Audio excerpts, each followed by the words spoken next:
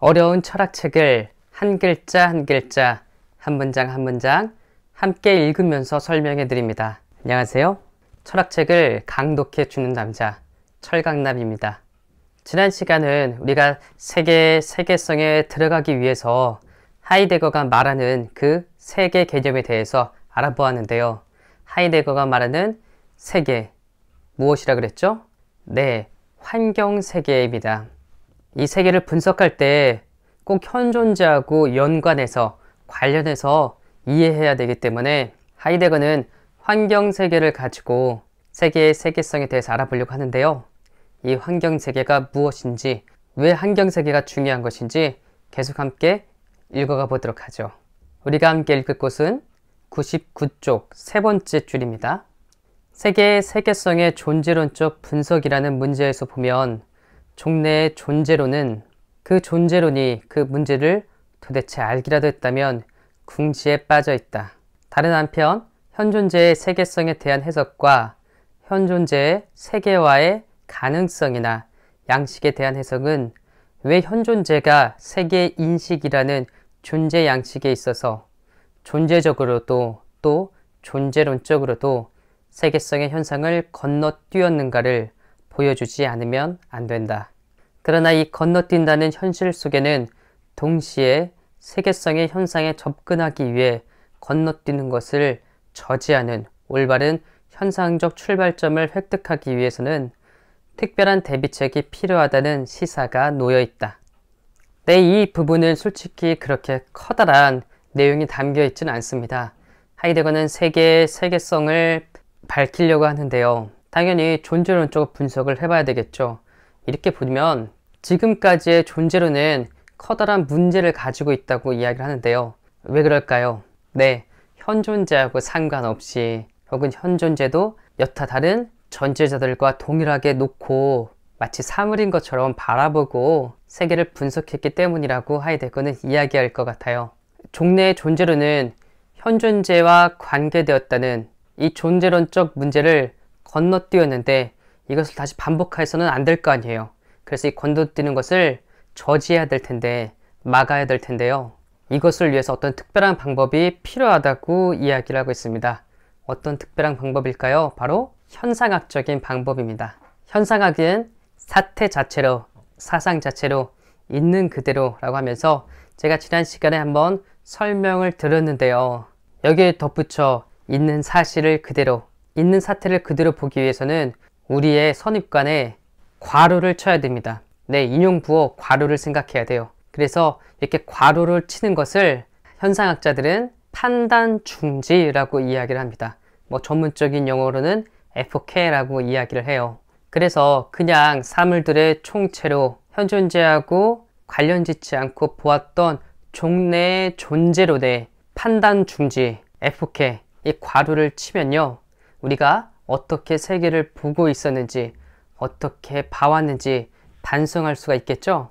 자, 이렇게 종래에 우리가 선입견을 가지고 봐왔던 것에 대한 특단의 조치를 하이데거는 뭐라고 할까요? 계속 한번 읽어보겠습니다. 이를 위한 방법적 지시는 이미 주어져 있다. 그것은 세계 내 존재가, 따라서 세계도 현존재의 가장 친근한 존재 양식인 평균적 일상성이라는 지평에서 분석론의 주제가 되어야 한다는 것이다. 일상적 세계 내 존재를 추적하여 이것을 현상적 발판으로 해서 세계라든가 하는 것이 시야 속에 들어와야 한다. 자, 우리가 어떻게 세계를 보고 있는지 그것을 제대로 분석하기 위한, 파악하기 위한 특별한 지시는 이미 하이데거가 앞에서 말했다고 이야기합니다. 네, 분명히 말했어요. 바로 뭐냐면 현존재의 일상성에서 시작한다는 겁니다. 그런데 우리의 일상성이 어떤 일상성이라고 이야기하죠? 평균적 일상성이라고 이야기를 하고 있네요. 자, 평균성 어떤 개념인지 기억하십니까? 네, 우선 대개에 입각한 막연한 이해를 가지고 있는 그런 일상을 의미해요. 그러니까 하이데거가 이 현존재, 우리의 인간을 분석하기 위해서는 우리가 일상적으로 어떻게 살아가고 있는지, 사람들이 평균적으로 우선 대개 막연하게 어떻게 살아가고 있는지 그것부터 제대로 분석해야 된다고 이야기를 하고 있습니다. 이런 걸 보면요, 하이데거가 진짜 사람에 대해서, 인간에 대해서 정말 많은 관심을 가졌구나. 진짜로 인간에 대한 어떤 애정이라고 할까요? 인간에 대한 그 평범한 일상을 귀하게 여겼구나 하는 것이 느껴지는 대목입니다. 현존재에 대해서 이제부터 분석이 제대로 들어갈 건데요. 하이데거가 말하는 그 일상, 그냥 평범한 일상을 살아가는 현존재에 대해서 말할 때 저게 맞는데? 왜 이렇게 하이데거가 나에 대해서 잘 알고 있지? 이런 생각이 들걸요. 네, 적어도 저는 그랬고 지금까지 저와 함께 계속 강독하면서 공부했던 모든 사람들은 그렇게 느꼈어요. 일상적 현존재가 가장 비근한 세계는 환경세계이다. 우리의 탐구는 평균적 세계 내 존재, 이 실존론적 성격으로부터 출발해서 세계성 일반의 이념에 이르는 길을 취한다. 환경세계의 세계성, 즉 환경세계성을 우리는 가장 비근하게 만나는 환경세계 내부의 존재자에 대한 존재론적 해석을 통과함으로써 탐구한다.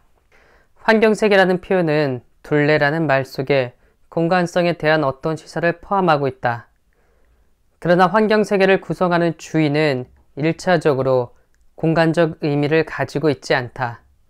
환경세계에 공간 성격이 속해 있다는 것은 논란의 여지가 없으나 이 공간 성격은 오히려 세계성의 구조에 입각해서 비로소 해명되어야 한다.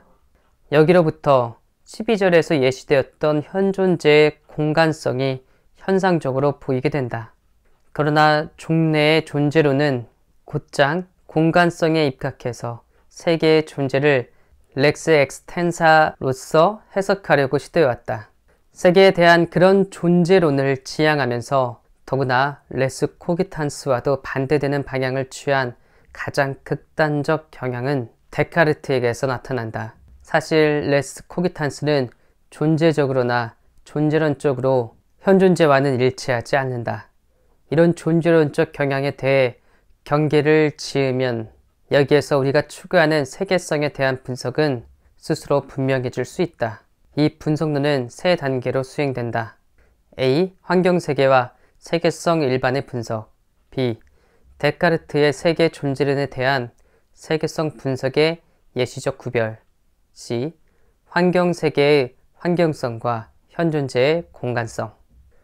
네, 하이데거는 말합니다. 현존재 분석은 이 평균적 일상성, 평균적인 환경세계를 살아가고 있는 세계 내 존재, 즉 현존재, 인간을 분석으로 출발할 거라고 이야기를 하고 있어요. 여기에서 현존재에게 가장 비근한 세계는 환경세계라고 이야기하는데요. 비근하다는 말은요, 너무나도 가깝다라는 뜻으로 이해하시면 좋을 것 같아요. 그러니까 현존재에게 가장 가까운 세계는 환경세계입니다. 이 환경세계는 우리의 주변이에요. 그래서 내가 살고 있는 집, 나의 방, 내가 일하는 직장, 내가 다니는 학교, 내가 만나는 친구들, 나의 가족 모두를 포함하는 것이라고 생각하면 좋을 것 같아요. 바로 이렇게 우리에게 가장 가까운 환경세계에서부터 현존재를 분석하고 세계의 세계성이란 이념까지 다 확보하겠다라고 하이데거는 말하고 있네요.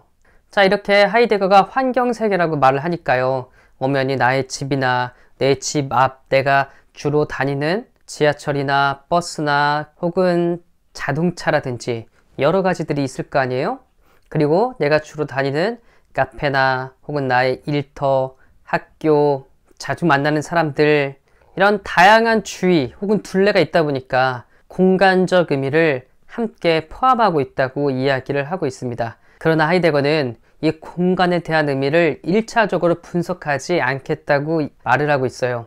하이데거가 말하는 환경세계는 공간성을 포함하고 있으나 그보다도 근본적인 것을 가지고 있다고 말을 하거든요.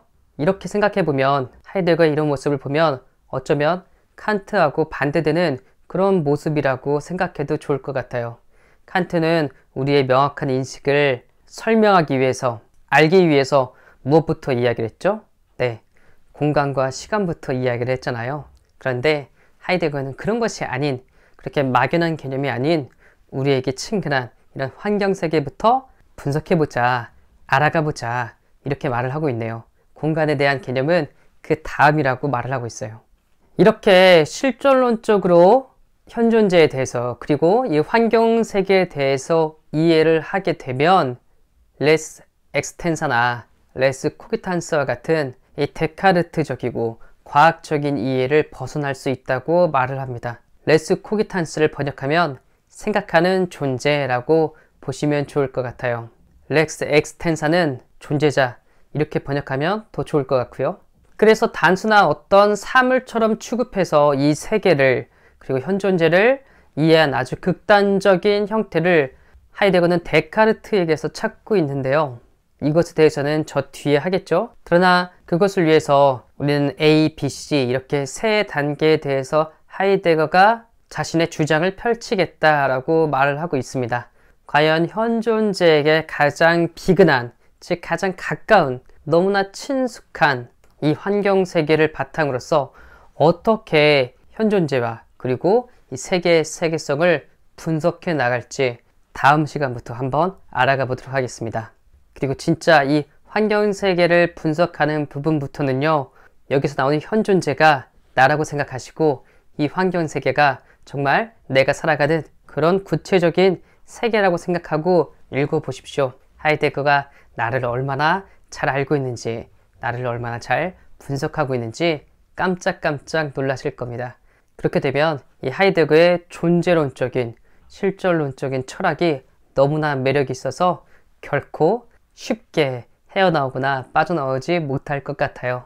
이제 이 앞으로의 공부도 같이 기대하면서 저와 함께 계속 읽어나가시기 바라겠습니다.